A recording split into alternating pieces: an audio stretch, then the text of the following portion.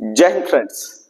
दोस्तों, share market के अंदर खबरें इतनी तेजी से आती हैं और चली जाती हैं कि पता ही नहीं चलता कि कब कौन सी खबर थी और अब जाकर के कौन सी खबर आ गई है। यहाँ पे दोस्तों मैं बात करने वाला हूं, आज एक बहुत बड़ी खबर निकल करके आई है यहाँ पर कि एक समय पे इंडियन शेयर मार्केट अपना निफ्टी, बेसिकली इसकी बात हो रही है, निफ्टी और सेंसेक्स की बात हो रही है। ये एक समय पे यहाँ पे आप ये देख सकते हो, Indian equities once among the best performing, है ना, ग्लोबल मार्केट, है ना। तो यहाँ पे बेसिकली आप ये देख सकते हो कि ये जो लिखा हुआ है दोस्तों कि हम लोग जो है अपनी जो इंडेक्स थी एक समय में बेस्ट परफॉर्मर मानी जा रही थी, लेकिन 2025 के पहले थोड़ा सितंबर से मोटा मोटी हम लोग मान लेते हैं 6 महीने से यहाँ पे जो गिरावट रही है लगभग, उसके अंदर हमने ये देखा है कि मार्केट जो है आपका बहुत ही तेजी से गिरा है और स्टॉक्स तो मतलब बहुत ही ज्यादा गिर गए, मतलब कोई 60%, कोई 65%, कोई 70%, इस तरह से स्टॉक्स टूटे हुए हैं। तो बेसिकली आज हम लोग ये भी बात करेंगे दोस्तों इस वीडियो के अंदर कि अगला कौन सा लेवल है जहां पे कि मार्केट आपका बड़ा कोई एरिया जहां पे रेस्ट लेने की कोशिश कर सकता है, क्योंकि लेवल्स तो सारे के सारे टूटते जा रहे हैं और उसका कारण भी हम लोग आज यहाँ पे थोड़ा जानने की कोशिश करेंगे। तो वीडियो को हम लोग स्टार्ट करते हैं दोस्तों। उससे पहले अगर आप चैनल पर नए हैं, चैनल को सब्सक्राइब कीजिए और जो भी व्यक्ति शेयर मार्केट क्लास करना चाहते हैं, सीखना चाहते हैं शेयर बाजार क्या है, वो इस नंबर पे कॉल कर सकते हैं। बेसिक टू एडवांस सारी चीजें यहाँ पर आपको सिखाने वाले हैं। अगर आपको कुछ नहीं भी पता है, चिंता करने की कोई बात नहीं है, सारी चीजें हम लोग यहाँ पर शुरू से आपको यहाँ पर सिखाएंगे। चलिए, तो अब हम लोग यहाँ पे बात कर लेते हैं दोस्तों कि जो भी व्यक्ति यहाँ पे नहीं आ सकते, ऑनलाइन क्लास चाहते हैं, पटना के बोरिंग रोड में वो नहीं आ सकते, ऑनलाइन क्लास चाहते हैं, तो वो बेसिकली हमारा मोबाइल एप्लीकेशन प्ले स्टोर से डाउनलोड कर सकते हैं। कॉल करके बस एक नए बैच की जानकारी ले लीजिएगा, तो वहां पे आपको चीजें बिल्कुल शुरुआत से सिखाई जाएंगी, ठीक है। और यहाँ पे दोस्तों हमारा ये एड्रेस आप ये देख लो, ये हमारा मोबाइल नंबर तो आपको पता ही है, ठीक है। बाकी हमारा एड्रेस दोस्तों यहाँ पे देख लो आप, ये पटना के बोरिंग रोड में है ना। तो यहाँ पे आप आ सकते हैं, अपना सारा जो भी आपको डाउट है स्टॉक मार्केट में कैसे काम करना है, ये सारी चीजें हम लोग यहाँ पे आपको सिखाने वाले हैं। चलिए, तो अब हम लोग बात कर लेते हैं कि निफ्टी के अंदर यहाँ पे कौन से इंपॉर्टेंट लेवल हैं जो कि आने वाले समय में सपोर्ट एरिया की तरफ बन सकते हैं। सबसे पहली बात कि जो भी हमारे रेगुलर व्यूवर हैं उनको ये बात अच्छे से पता है कि मैंने यहाँ पर आपसे कहा था कि मार्केट अगर नीचे की तरफ गिरे तो 22,400 के तरफ आराम से आ सकता है, कोई इसमें दो राय नहीं है।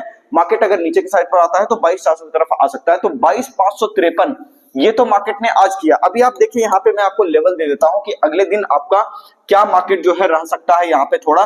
तो सबसे पहली चीज अगर हम लोग ये बात करें कि देखो मार्केट तो डाउन ट्रेंड में, ये चर्चा हम लोग बार बार कर रहे थे, बस एक थोड़ा सा होप ये लगा था कि ठीक है 23,100 के ऊपर अगर हम लोग निकलते हैं तो 23,350 की तरफ निकलेंगे, लेकिन ये होप भी टूट गया कहीं ना कहीं जब ये आपका 23,100 का लेवल आया ही नहीं। तो मार्केट क्या हुआ कि यहां से बिल्कुल नीचे की तरफ आ गया, स्लिप कर गया।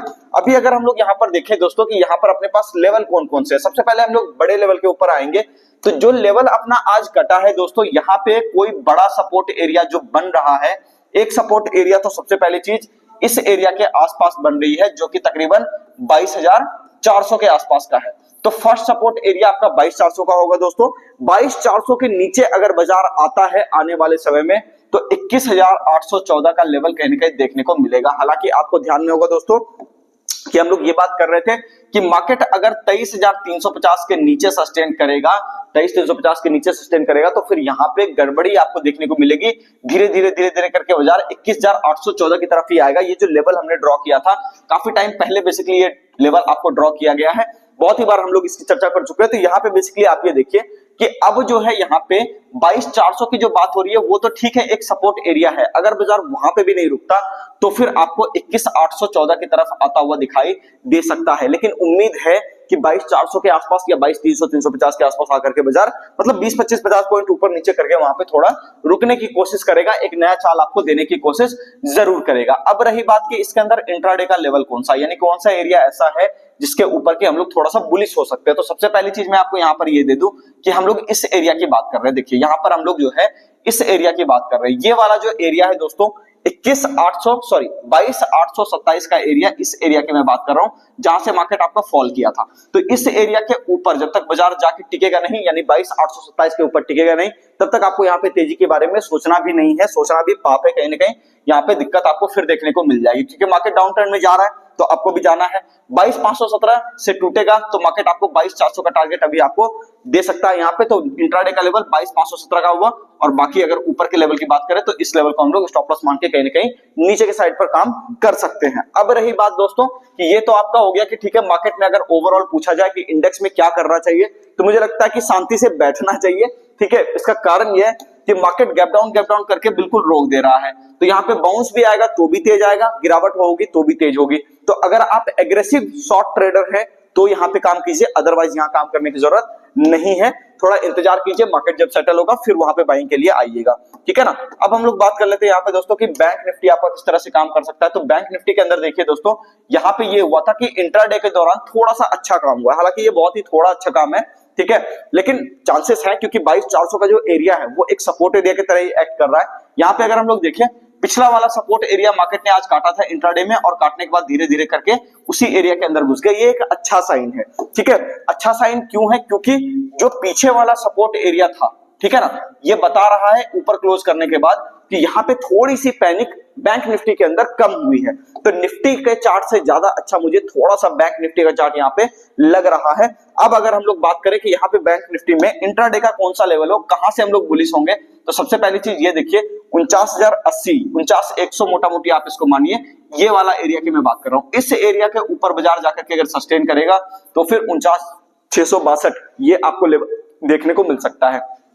और दूसरी बात कि अगर इंट्राडे में आपको ये दिखे दोस्तों कि आपको यहाँ पे 48,270 के नीचे अगर बाजार जाता हुआ दिखाई दे तो फिर मार्केट और ज्यादा गिर सकता है। और ये जो गिरावट है दोस्तों, ये तकरीबन इस लेवल के आसपास हो सकती है। तो फिर ये जो लेवल आपका है ये भी हम लोग यहाँ पे थोड़ा सा डिस्कस कर लेते हैं कि ये लेवल है कौन सा। यहाँ पे 47,840 का लेवल है। तो बेसिकली आप ये कह सकते हैं कि बैंक निफ्टी का चार्ट थोड़ा सा कंपैरेटिवली अच्छा है, निफ्टी का चार्ट अभी भी बहुत बुरा है, उसके अंदर कोई जो है उम्मीद यहाँ पे हम लोग नहीं कर सकते। हालांकि कल देखते हैं 22,400 आने के बाद क्या होता है। और एक सबसे इंपॉर्टेंट चीज थोड़ा सा हम लोग ये देखने की कोशिश करेंगे कि मिड कैप इंडेक्स में क्या हो रहा है। क्या देखिए, मिड कैप इंडेक्स के अंदर अगर हम लोग देखें, यहाँ पे डेली टाइम फ्रेम के ऊपर एक हैमर का फॉर्मेशन बना है। ये आपको दिख रहा है, ये एक हैमर का फॉर्मेशन बना है। ये एक अच्छा भी हो सकता है, बुरा भी हो सकता है, क्योंकि अच्छा इस कंडीशन में हो सकता है कि अगर कल इसका हाई निकला, ठीक है, तो फिर आपको दिखेगा कि स्टॉक स्पेसिफिक चाल मिलेगी। लेकिन अगर इसका कल लो निकल गया, नीचे का एरिया कट जाता है इस वाले कैंडल का, तो फिर यहां पर आपको एक बड़ी गिरावट भी देखने को 38,500 तक की मिल सकती है। तो वहां पे फिर ये होगा कि स्टॉक स्पेसिफिक भी आपको नीचे की साइड का मूवमेंट देखने को मिलेगा। तो कल कॉशियस होकर के काफी ट्रेड करना है। इसका कारण ये है कि ये जो अब ये गिरावट हो रही है दोस्तों मिड कैप इंडेक्स के अंदर, आप देखिए इसके अंदर एक अच्छा खासा डाइवर्जेंस भी आपको आरएसआई के अंदर देखने को मिल रहा है। तो डाइवर्जेंस होने का मतलब सीधा सा है कि पुलबैक कभी भी आ सकता है, टेक्निकल पुलबैक। तो यहाँ पे आपको कहीं ना कहीं उसके लिए भी तैयार रहना है। जल्दबाजी में ये नहीं करना है कि हाँ ठीक है फटाफट सारे स्टॉक्स में शॉर्टिंग मार दो, क्योंकि ऐसा हो सकता है कि स्टॉक डबल बॉटम लगाने जाए और फिर वो रिकवरी ले ले। तो वहां पे काफी सतर्क होने वाला समय है। ठीक है ना। वैसे भी गैप डाउन जब होता है मार्केट, तो फिर वहां पे बहुत ज्यादा अच्छे तरीके से आपको काम करने नहीं देता है। तो आपको इंतजार करके काम करना चाहिए। धीरे धीरे थोड़ा समय आ रहा है कि अब हम लोग यहाँ पे पोजीशन बढ़ाएंगे, लेकिन अभी ये समय नहीं है। आपको ध्यान में होगा दोस्तों, पिछले वीडियो के अंदर हम लोग ये बात करके गए थे कि 10% के आसपास का पोजीशन मैंने आपको कहा था इस एरिया पर, कि जो भी कैपिटल हम लोग 4 महीने से बचाए हैं, यानी कि इस गिरावट की हम लोग बात कर रहे हैं। आपको ध्यान में होगा ये गिरावट हम लोग यहाँ से ही कवर कर रहे हैं ना। ये आपको 3 तारीख से ही हम लोग यहाँ पे बात कर रहे थे। निफ्टी बेसिकली जब टॉप लगा रहा था 3 सितंबर की बात हो रही है, 3 अक्टूबर की बात हो रही है, तो वहां पे अक्टूबर से लेकर के हम लोग यहाँ पर कहीं कहीं कॉशियस होकर के थे। और अब जाकर के इस एरिया पर थोड़ा सा मैंने आपसे कहा था कि 10% आपको कैपिटल डिप्लॉय करना चाहिए। अब जो ये एरिया बन रहा है ना, ये एरिया थोड़ा मुझे अगर कंफर्म दिखता हुआ यहाँ पर दिखाई देगा, होता हुआ दिखाई देगा, तो यहाँ पे मैं फिर से 10% अपना कैपिटल डिप्लॉय करने की सोचूंगा। तो यहाँ पर काफी कॉशियस होकर के काम करना है, क्योंकि देखो डाउन ट्रेंड अभी है ही, ठीक है ना, लेकिन रेट अच्छे अच्छे मिल रहे हैं, तो ये अपने लिए बहुत ही अच्छी बात है। हालांकि अगर हम लोग यहाँ पे देखें कि मान लो कोई अगर इंडेक्स खोल के देखते हैं, ठीक है, जैसे कि मैं बार बार मेटल सेक्टर की बात करता था, स्टॉक्स तो हम लोग खोल नहीं सकते, सेबी का यहाँ पे रिस्ट्रिक्शन है, आपको पता ही होगा, ठीक है ना। तो यहाँ पे आप देखिए कि ये जो काम हो रहा है बेसिकली मेटल सेक्टर के अंदर, ये एक्चुअली एक रेंज बनाने वाला काम हो रहा है। तो ये रेंज अगर नीचे की साइड पर कट जाएगा तो फिर तो यहाँ पे गिरावट बड़ी देखने को मिलेगी लेकिन अगर ये रेंज ऊपर की साइड पर कट जाएगा तो फिर एक बहुत बढ़िया चाल आपको देखने को मिल सकता है। हालांकि देखा जाए तो ये अभी एक स्विंग की तरफ ही काम कर रहा है। मतलब जैसे यहाँ पे बात करें, ये आपका हैमर बनाया और फिर ये लगातार 3 कैंडल आपका ऊपर आया, फिर ये नीचे की तरफ आ रहा है।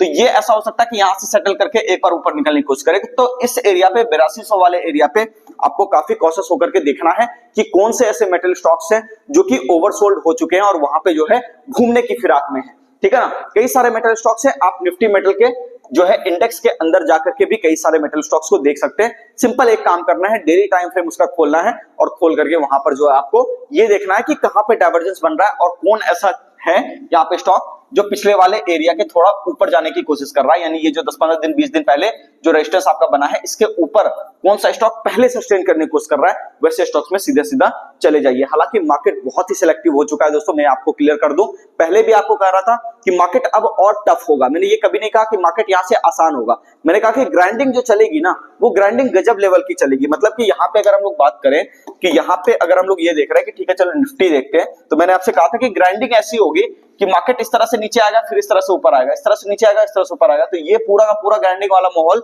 यहाँ पे बनने वाला है। तो मार्केट टफ ही होगा, आसान अभी नहीं होने वाला है। तो बेहतर यही है कि थोड़ा सा इंतजार कर लीजिए और जो भी एरिया, कोई अच्छा रेंज अगर आपको ऊपर की साइड पर कटता हुआ दिखाए तब वहां पे बाय का पोजीशन बनाइए, अदरवाइज वहां पे बाय का पोजीशन मत बनाइए। उम्मीद करता हूं सारी बातें आपको समझ में आ गई होगी। मिलते हैं किसी नेक्स्ट वीडियो में, चैनल को सब्सक्राइब कीजिए, वीडियो को लाइक कीजिए और कमेंट करके जरूर बताइए वीडियो आपको कैसा लगा।